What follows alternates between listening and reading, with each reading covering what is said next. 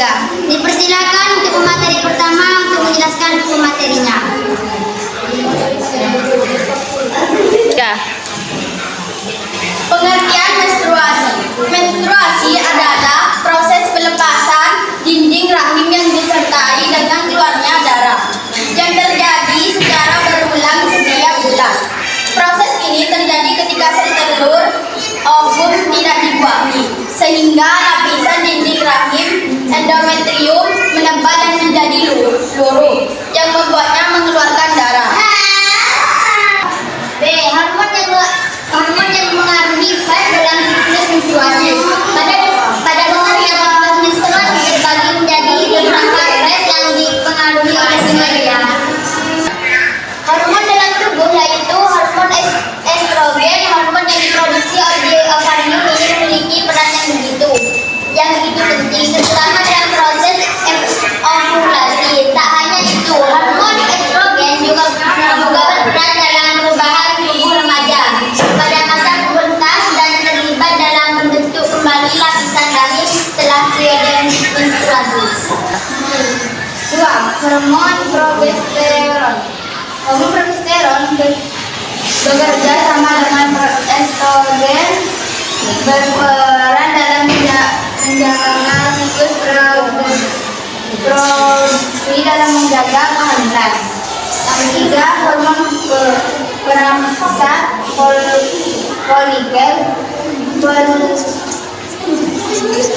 Hormon ini berfungsi untuk mematangkan sel telur dalam akuarium hingga siap untuk dilepaskan.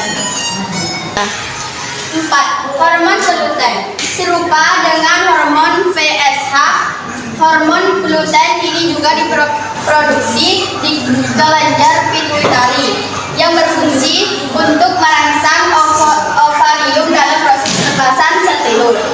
5. Hormon pelepas gonadotropin.